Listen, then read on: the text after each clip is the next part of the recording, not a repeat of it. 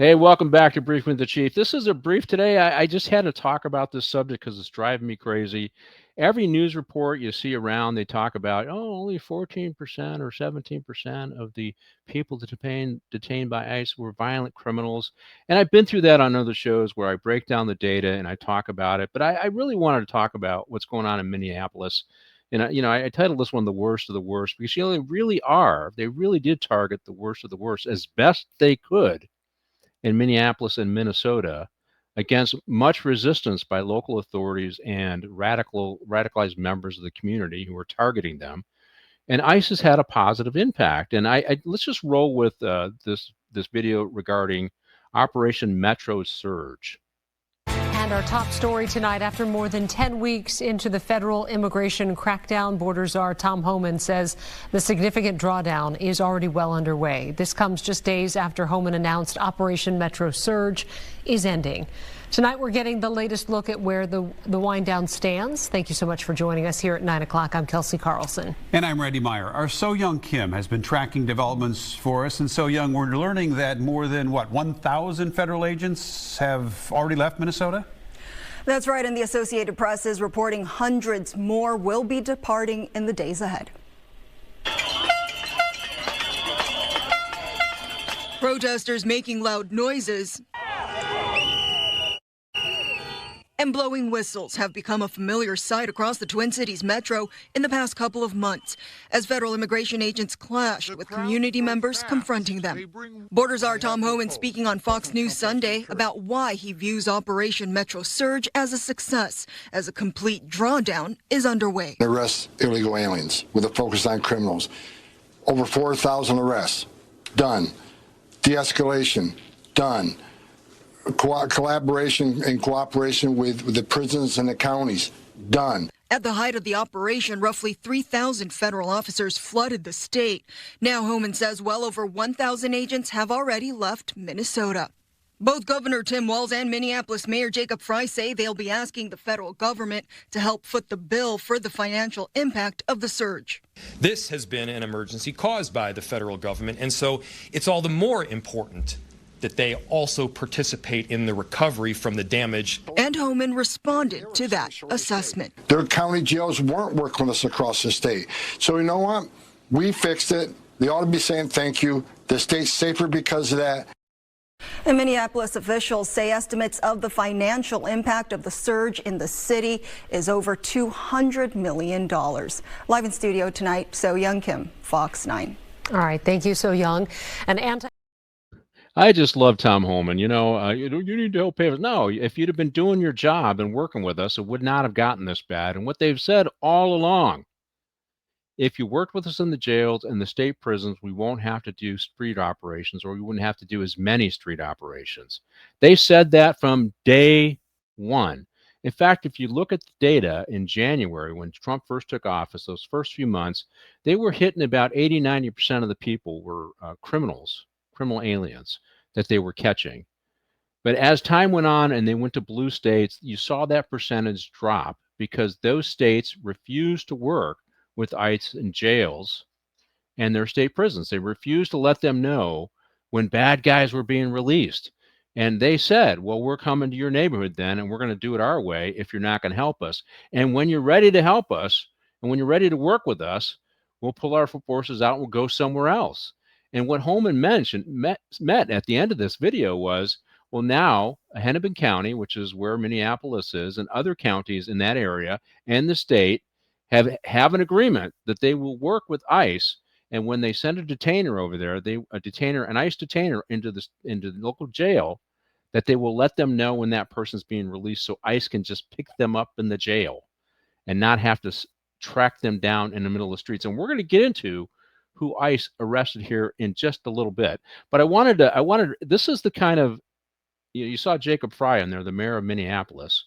You need to pay for this. Had they worked with ICE all along, none of this demonstration stuff would have happened. They wouldn't have been ground zero for every radical to fly there and protest against ICE, because that's what happened. These were not all Minnesotans. People went there to protest. They went there to challenge ICE, and they made it the perfect forum, meaning Tim Walz and Mayor Frey, made it the perfect place to challenge ICE. Of course, they did it in January, the coldest month of the year in Minnesota, but they did it.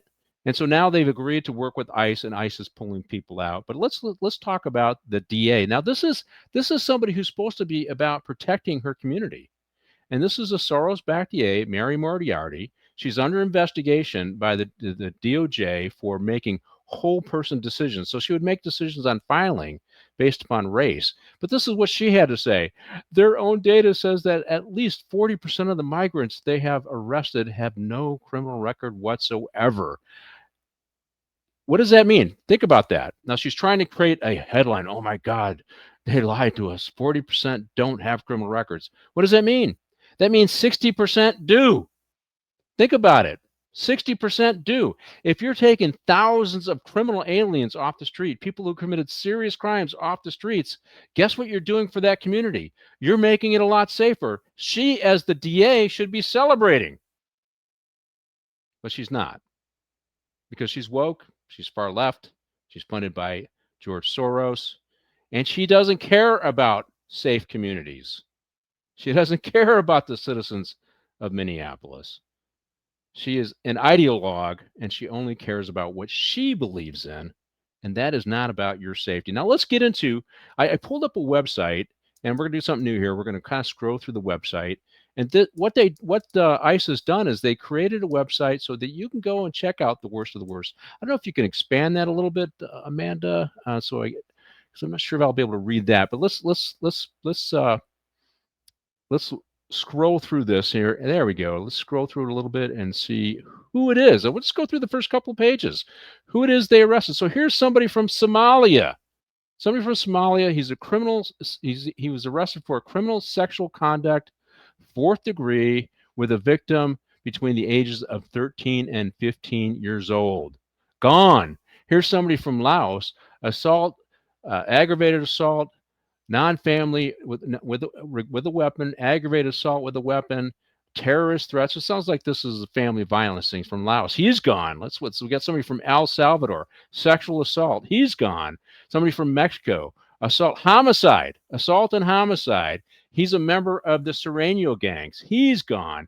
We got another person from Laos, aggravated assault with a gun.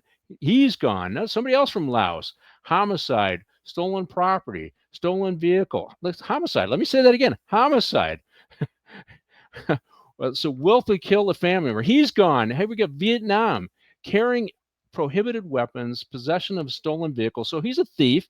He's gone. And we got somebody from Cuba, amphetamines, selling amphetamines, domestic violence, dangerous drugs, cocaine, possession of cocaine, possession of a weapon, probation violation. He's gone.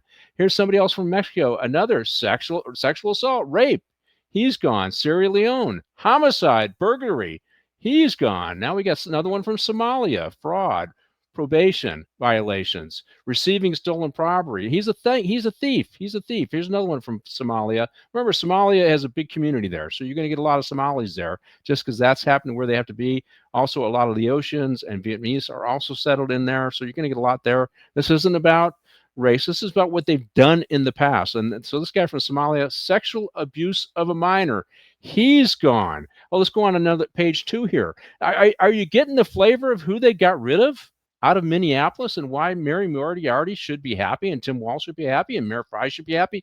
But they're not. They're acting like this was a disaster. Here we go. Somalia, homicide, larceny. So that's theft. Let's see. Here's a Burma, sexual offense against children, fondling, rape. He's gone.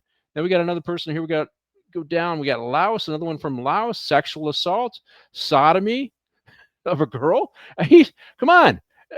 This is who they're fighting for, and this is who we want gone, and that's who ICE got rid of. Here's another one from Laos. Rape, another rape, strong arm robbery, sexual assault, stolen vehicle, another sexual assault, sodomy of a girl, strong arm burglary.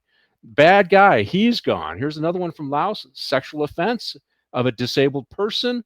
I mean, that's despicable.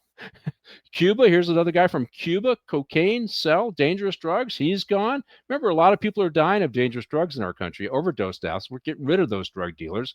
Here's one from Guatemala, Drunk driving under the influence of alcohol and solicitation of prostitution. So what that means, that's exploitation of sex. And here we got Cuba, assault, burglary, driving under the influence, possession of methamphetamine, theft, neglect, endangerment of a child. Gone. Here's another one from Laos, possession of burglary too. So this is a thief, receiving stolen property, car thief. It's a thief. They're gone. They're gone. And here's another one from Somalia, larceny, obstructing a police officer, receiving stolen property. He's another thief. He's a car thief. Here's another one from Vietnam, assault with aggravated assault with a firearm. So shooting at somebody. Here's from St. Lucia's, forgery, fraud, insufficient funds. So he's a check passer, swindler, larceny, and he's gone. And that's just the first couple of pages. And it's page after page after page. As you see my producer scrolling through these people who are who are deported, and they had committed violent and heinous crimes in our country, in Minneapolis. And of course, we got people like Mary Moriarty, Mayor Fry, Tim Walz, all defending them. And of course, the teachers encouraging protests to defend these people. It just goes on and on and on. And I want to thank ICE for putting this up, because, you know, they are losing the PR war, but at least they're getting the information out there. And I'm encourage you guys to educate yourself, check these things out yourself. Don't listen and believe. Well, first of all, look at the headline: 40% don't have criminal records, but that means 60% do. So check these places out. I got if you have the podcast, I put this location. It's up on your screen, and you can find it yourself. But you know, you can just Google it. You can find out who did they deport from Minneapolis, who were the worst of the worst, and ICE has all that information up. And it's great. They are really doing a good job of being transparent about who's getting arrested, but it's being manipulated by the media. It's being manipulated by politicians. And let me tell you something, as a former chief of police, if you came to my city and said, give me 6 months and I will get rid of 4,000 of your worst criminals, I'd give you a kiss. Come on in, get rid of them. And you're going to get rid of rapists, murderers, burglars, car thieves, robbers, swindlers. I'm going to say, you know, what help do you need? They didn't get any help. They got all these people out of Minneapolis and out of Minnesota. Those communities are much safer because of ICE. And those people, over the next several months, next several years, because all those people are gone, should be thanking ICE and should be supporting ICE. And I did this show particularly because I want you guys to think about this just a little bit differently. All right, hey, that's the brief with the chief today. Thank you for joining me. Remember to find me at Briefing with the Chief on YouTube. You'll be finding me on Rumble soon, and you can find me Briefing with the Chief on Facebook, and you can find me at X. It's X LASD Jordan. Hey, that's it for today, and we'll see you the next time.